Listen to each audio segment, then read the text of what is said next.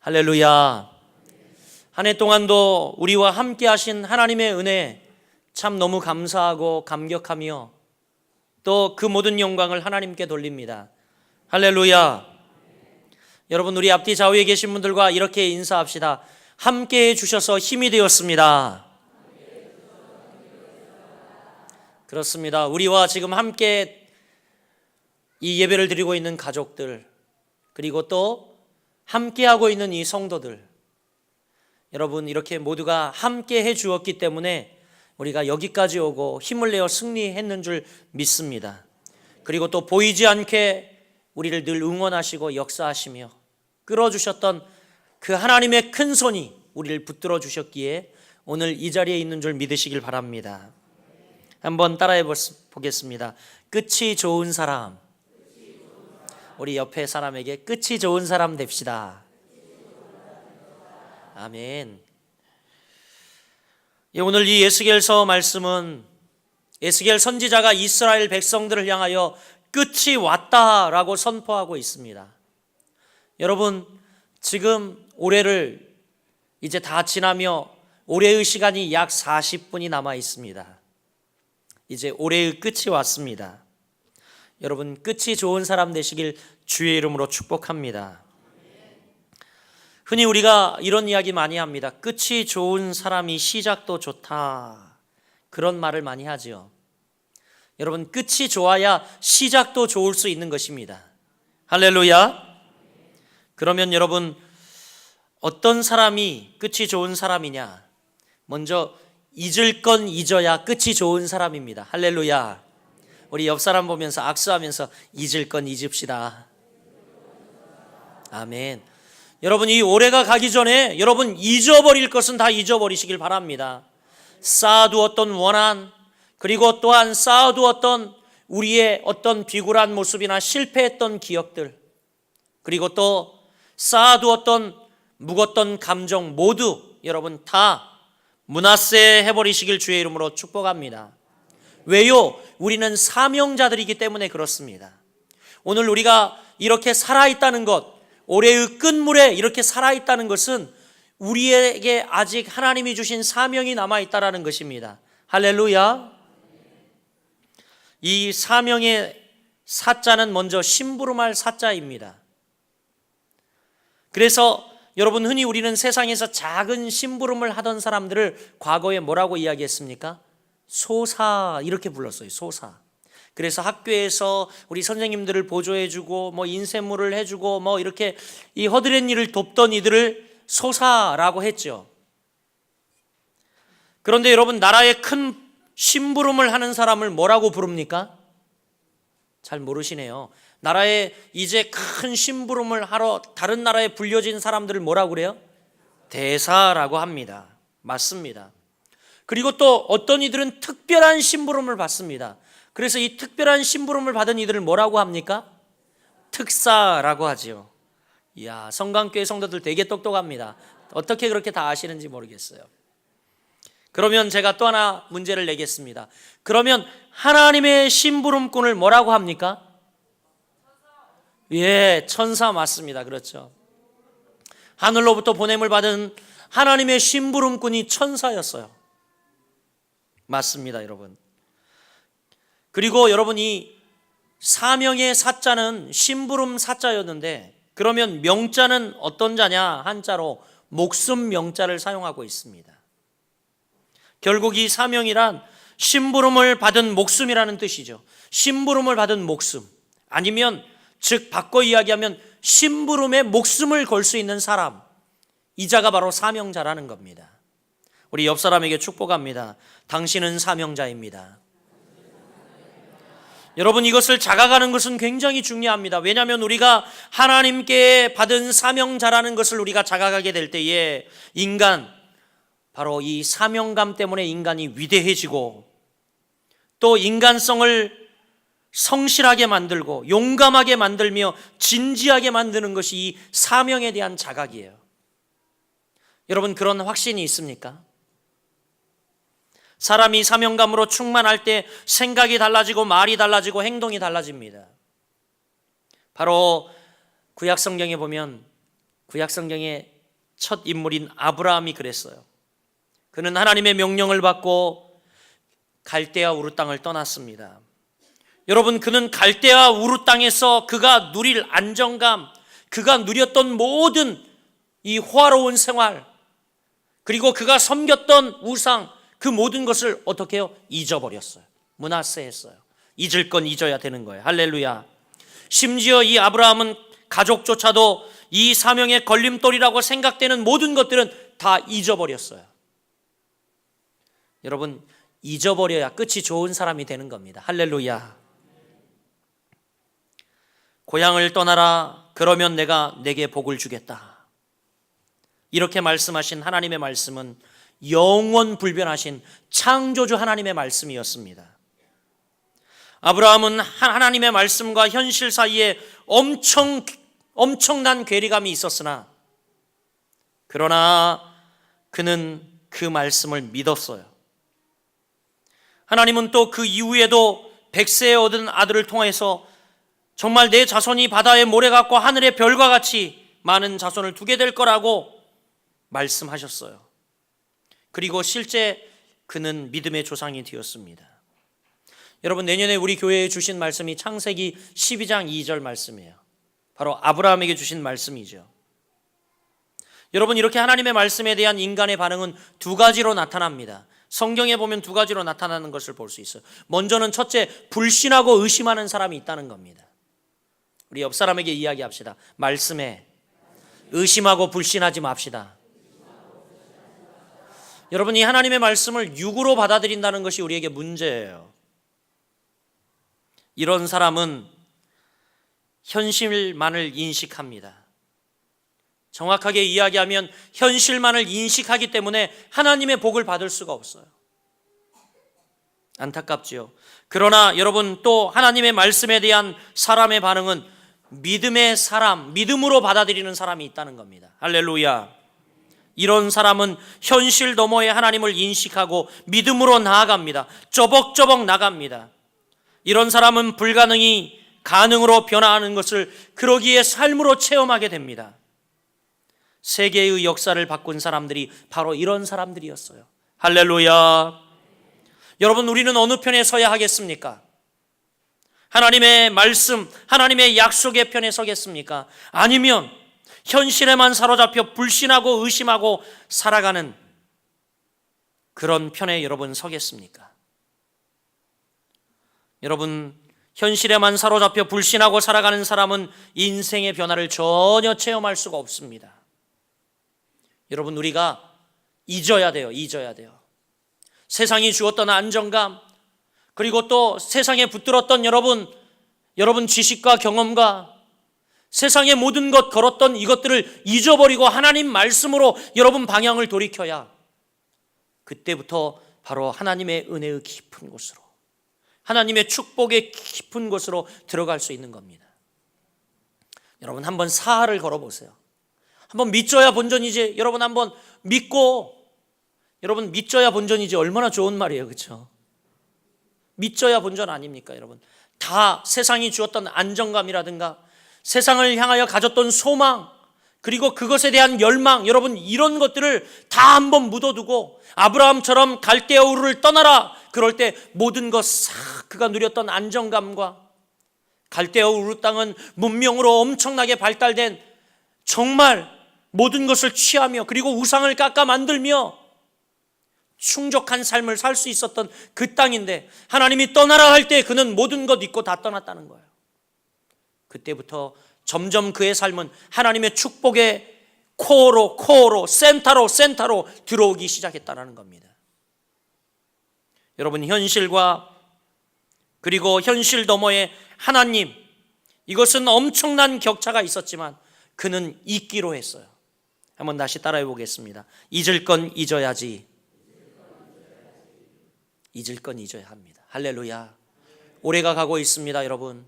이제 여러분, 올해 우리가 결단해야 될 것은 뭐냐면, 이 해를 보내기 전에 여러분이 하나님 앞에 불순종하고 하나님을 의심하고 하나님 앞에 여러분 이 하나님을 떠났던 모든 모습들은 다 이제 므낫세하고 잊어버리고, 또 세상에 세상의 것을 추구하고 따라갔던 모든 것들도 이제 이 시간 여러분 문화세 하십시오. 잊을 건 잊어야 끝이 좋고 잊을 건 잊어야 새 출발을 할 수 있는 사람이 되는 겁니다. 할렐루야. 두 번째, 여러분, 우리가 끝이 좋은 사람이 되려면 은혜를 알아야 끝이 좋은 사람이 되는 겁니다. 할렐루야. 우리 정말 여러분에게 오늘 예결산위원회 모였는데 너무 감사드리고 싶어요. 올해 경제가 얼마나 어려웠습니까? 그런데 여러분, 표면적인 저희 교회의 예산이 거의 다 채워졌고 작년에 마이너스 1000을 안고 넘어왔지만 올해는 마이너스 200밖에 안 돼요. 하나님의 은혜 아닙니까, 여러분? 할렐루야. 예, 할렐루야. 하나님이 하신 거죠. 더욱이 여러분, 결산 금액이 우리가 지교회를 건축한 것과 합쳐서 막 약 4억 5천이 됩니다. 하나님이 놀랍게 하셨어요. 제가 부임할 때 첫 해 여러분 슬쩍 봤는데 결산 금액이 1억 300이었거든요. 4,500. 여러분 상상이나 할 수 있는 금액, 4억 5천 상상이나 할 수 있는 금액입니까?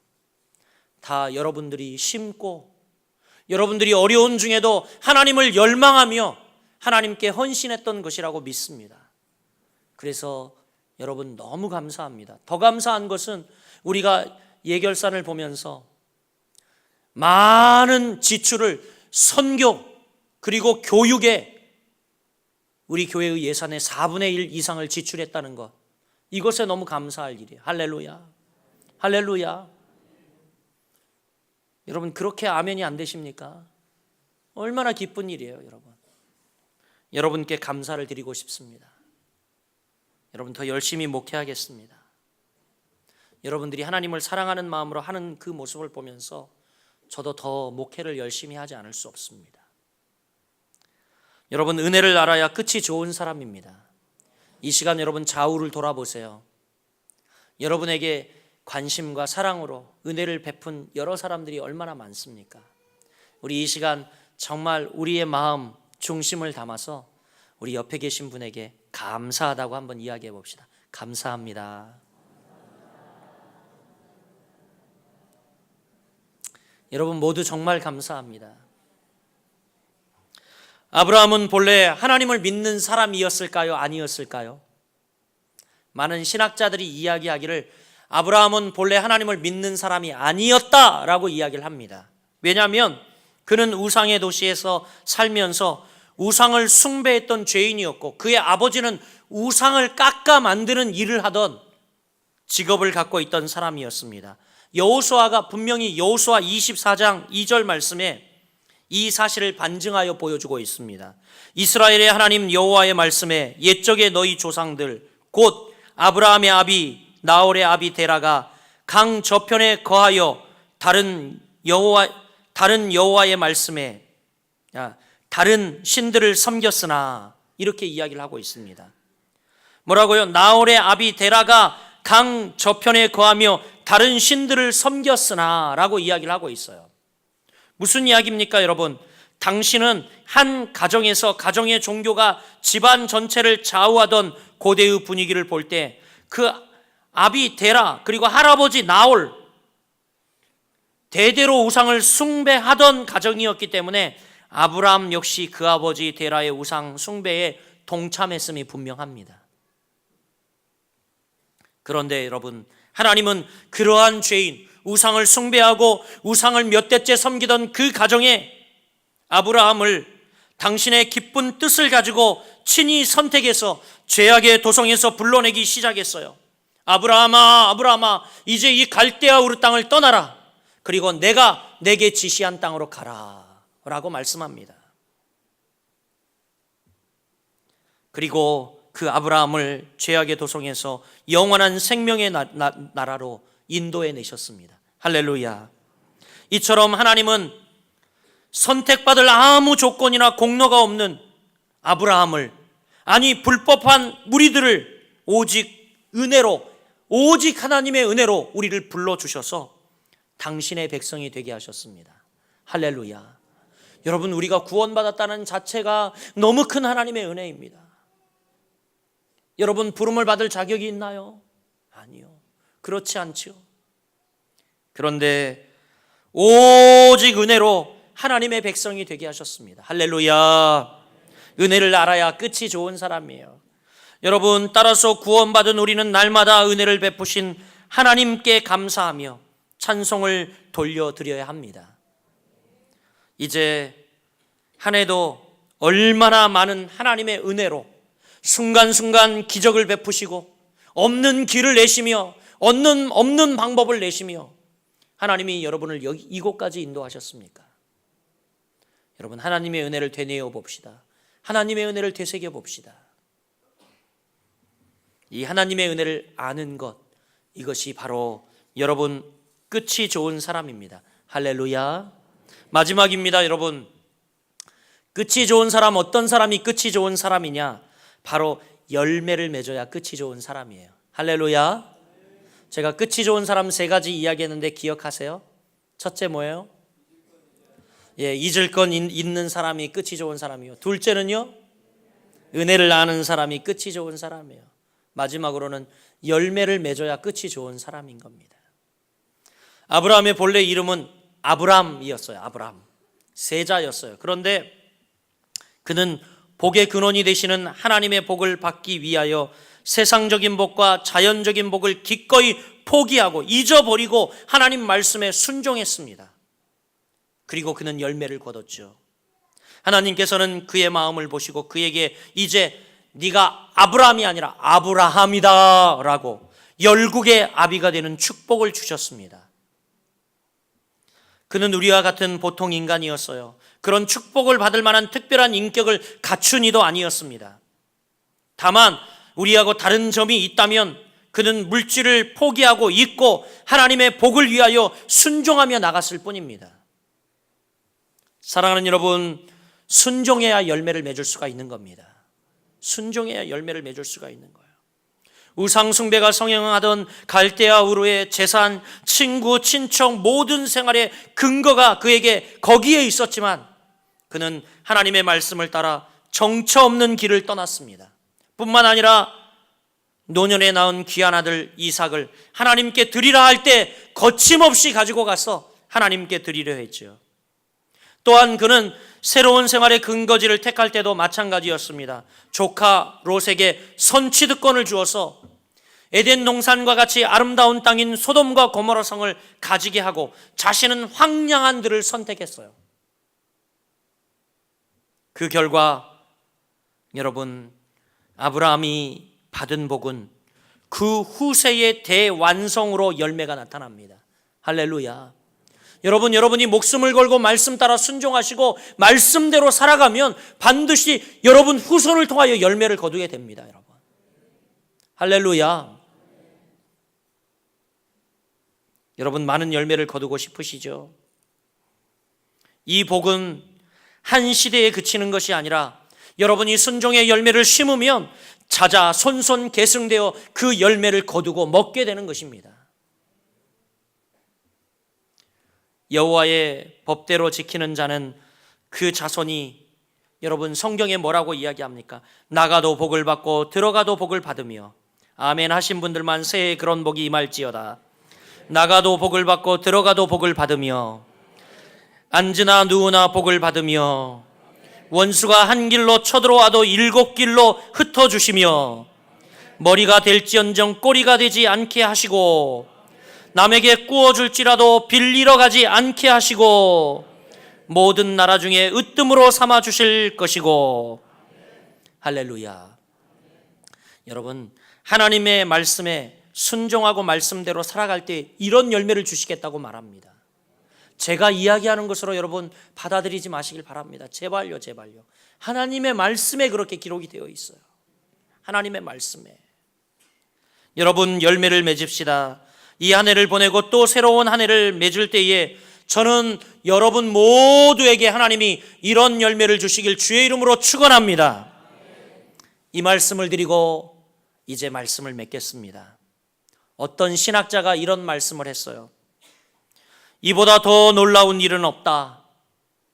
그리스도로 말미암아 이 은혜에 들어가게 됐다는 것, 그로 말미암아 거기서 안주한다는 것, 그로 말미암아 거기서 자리를 확고히 하고 있다는 것, 그로 말미암아 그 안에서 견고히 서 있게 됐다는 것, 우리가 영원히 안전하다는 것을 아는 것, 이것보다 더 놀라운 일은 우리에게 없다. 이렇게 이야기를 했어요.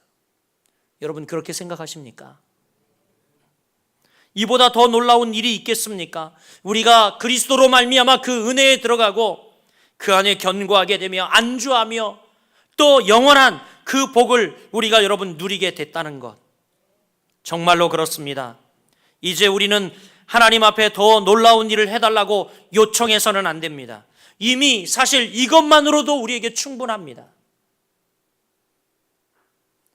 그 이상의 것은 어쩌면 탐욕입니다. 의심하면서 주저하면서 누군가가 나를 이끌어가길 바라면서 미적미적대는 그리스도인으로 우리가 남아서는 안 됩니다. 내가 상상하는 것 이상으로 여러분을 사랑하시고 여러분을 기뻐하시는 하나님 앞에 담대히 나아가시길 바랍니다. 모든 은혜의 하나님께서 여러분에게 끊임없는 은혜를 2017년 베풀어 주실 것입니다. 그래서 2017년을 마무리할 때 내가 끝이 좋은 사람으로 살았구나 하며 주 앞에 감격하고 감사 돌리는 그러한 2017년이 여러분에게 되기를 주의 이름으로 간절히 축원드립니다.